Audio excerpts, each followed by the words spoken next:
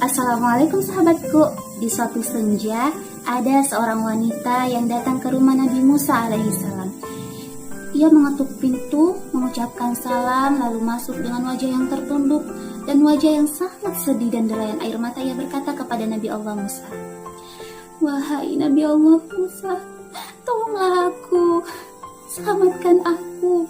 Mohonkanlah ampunan kepada Allah Subhanahu wa Ta'ala untuk seluruh dosa keji yang telah aku lakukan."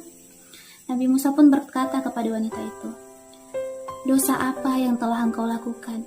Ceritakanlah kepadaku. Aku akan mohonkan ampunan kepada Allah Subhanahu wa Ta'ala untukmu." Wanita itu pun berkata, "Wahai Nabi Allah, aku malu. Aku takut menceritakannya kepadamu. Aku takut Allah tidak mengampuni semua dosa-dosaku ini."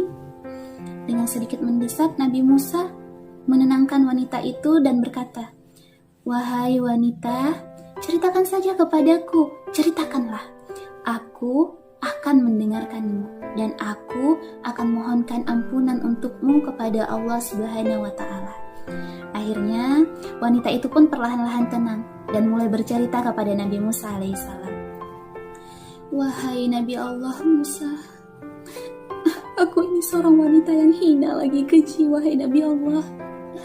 Aku telah berzinah, dan dari perzinahan itu aku mengandung, dan setelah bayi itu lahir, aku mencekik lehernya hingga mati, Nabi Allah Musa, karena perasaan takut, malu, gelisah, dan segala perasaan bimbang dalam hatiku, wahai Nabi Allah Musa.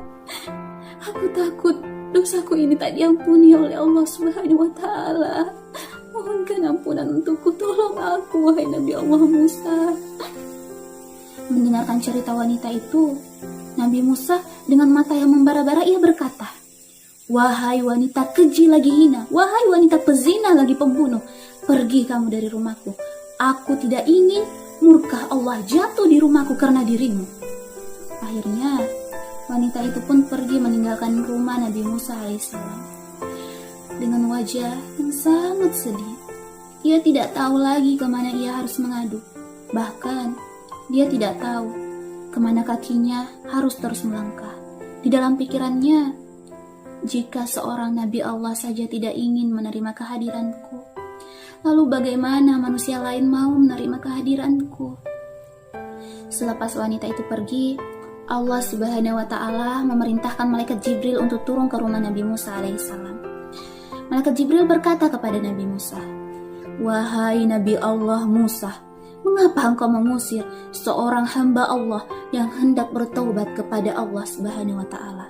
Tidakkah engkau tahu ada sebuah dosa yang lebih besar dari seorang wanita pezinah lagi pembunuh?"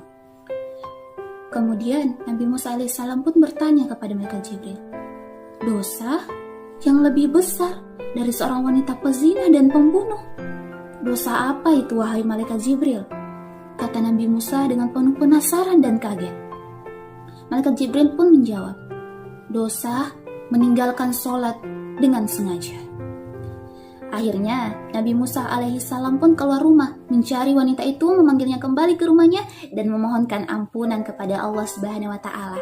Nabi Musa telah tahu bahwa dosa yang lebih besar dari seorang wanita pezina lagi pembunuh adalah dosa meninggalkan sholat dengan sengaja.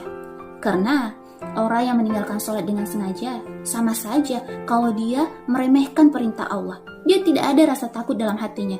Dia tidak takut dengan janji-janji Allah yang akan mengancam orang-orang yang meninggalkan sholat. Sedangkan orang yang telah melakukan zina ataupun pembunuhan, kemudian ia bertobat, tentu masih ada iman di dalam hatinya.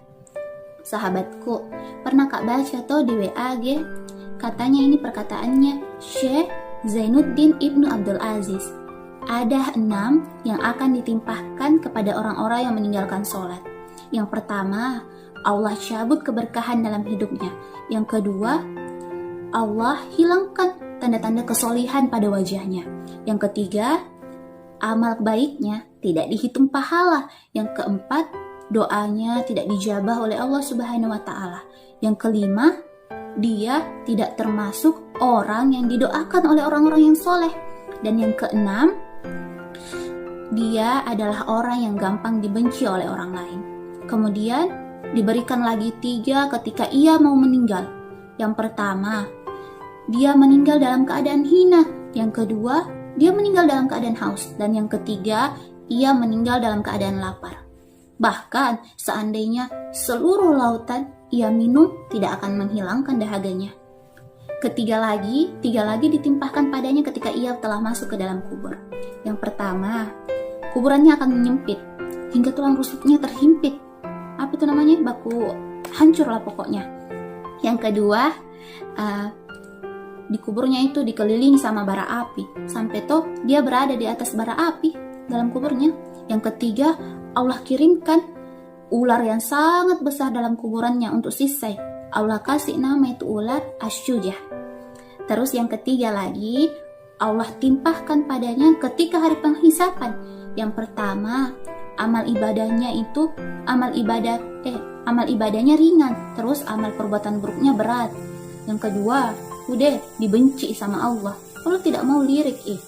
Yang ketiga, pasti dia masuk ke dalam neraka. Sahabatku, buat yang cewek bilang sama odo-odo tak. Kalau sholat saja masih kita tinggalkan, bagaimana bisa Kak yakin kita tidak tinggalkan Kak demi wanita lain? Buat sahabatku yang cowok, bilang sama odo-odo tak.